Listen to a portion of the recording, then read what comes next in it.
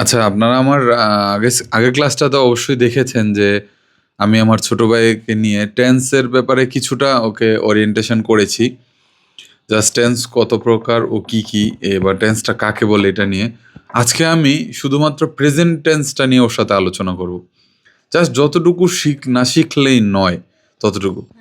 তো আজকে হচ্ছে তোমাকে নিয়ে আমি প্রেজেন্ট টেন্সের ব্যাপারে আলোচনা করব, বুঝতে পারছো ভাইয়া?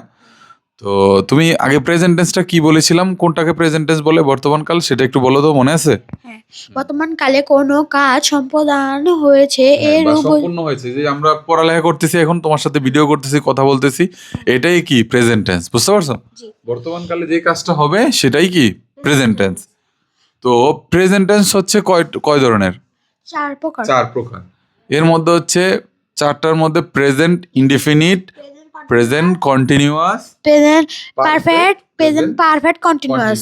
এখন এই চারটা কি কি আজকে এটা নিয়ে আমরা আলোচনা করব, ঠিক আছে? তো প্রথমে আসি আমরা প্রেজেন্ট ইনডেফিনিট।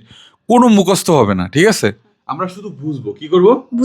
বুঝবো, কোনো মুখস্থ হবে না, ঠিক আছে? তাহলে হলো প্রেজেন্ট ইনডেফিনিট টেন্সটা আজকে আমরা শিখবো। প্রেজেন্ট ইনডেফিনিট টেন্সটা কি? সেটা হচ্ছে বর্তমানে, মানে এই যে এখন যে কাজটা সম্পূর্ণ করতেছি আর কি, কথা বলতেছি, এটাই হলো প্রেজেন্ট ইনডেফিনিট। মানে কথা বলতেছি না, বলছি। ধরো, তাহলে তুমি কি বলবা? ধরো আমরা যে প্রেজেন্ট ইনডেফিনিট টেন্স পড়তেছি, তাহলে কি কি বলবা? এটার উদাহরণটা কি দেওয়া যায়? দেখ, এটার উদাহরণটা দেবো কি? বলবা কি, I read present indefinite tense. তাহলে কি আমি প্রেজেন্ট ইনডেফিনিট টেন্স পড়ছি, ঠিক আছে? তাহলে কি আছে, এটার যদি গঠন আছে একটা, যেমন ধরো তুমি মানুষ না, মানুষের একটা গঠন আছে না, দুইটা হাত থাকে, দুইটা চোখ থাকে, একটা নাক থাকে, এরকম না? তাইলে তো আমরা তাকে মানুষ বলি নাকি? তো এরকম প্রেজেন্ট ইনডেফিনিট টেন্সের কি একটা কি থাকে, গঠন থাকে, একটা স্ট্রাকচার থাকে। এটার মধ্যে কি থাকবে? একটা সাবজেক্ট থাকবে। সাবজেক্ট মানে কি?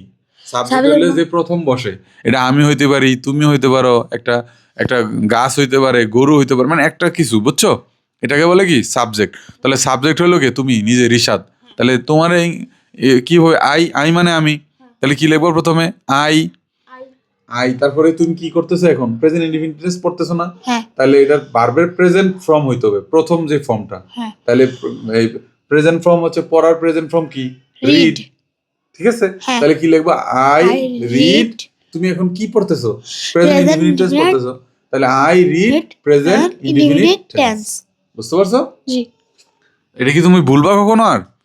তাহলে এটার স্ট্রাকচারটা কি হবে? প্রথমে একটা সাবজেক্ট বসাইতে হবে, তারপরে কি করতে হবে? ভার্বের প্রেজেন্ট ইনডেফিনিট, মানে ভার্বের প্রেজেন্ট ফর্ম বসাইতে হবে, কি এক নাম্বার ফর্ম যেটা। তারপরে একটা কি দিতে হবে? অবজেক্ট দিতে হবে, ঠিক আছে? তাহলে হলো প্রথমে সাবজেক্ট হলো কি? তুমি নিজে, রিশাদ। তাহলে কি লিখতে পারো? রিশাদও লিখতে পারো। রিশাদ রিড। রিড যদি হয় তাহলে সেখানে আবার থার্ড পারসন সিঙ্গুলার নাম্বার হয়ে যাবে, এটা পরে বুঝাই। তুমি প্রথমে আই, হ্যাঁ রিডস হবে তখন। দেখো, ওটা তোমাকে পরে বুঝাই, তাহলে তোমার উপর প্রেসার পড়ে যাবে। তুমি প্রথমে আই রিড। তাহলে আই হলো কি?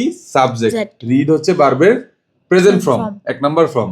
আর অবজেক্ট লাগবে না একটা? তাহলে অবজেক্টই I read present indefinite tense. তাহলে প্রেজেন্ট ইনডেফিনিট টেন্সটা কি? অবজেক্ট। মানে আমি প্রেজেন্ট ইনডেফিনিট টেন্স পড়তেছি। তাহলে এটা কি হয়ে গেল? একটা বাক্য হয়ে গেল না? এবার তুমি আরেকটা করো।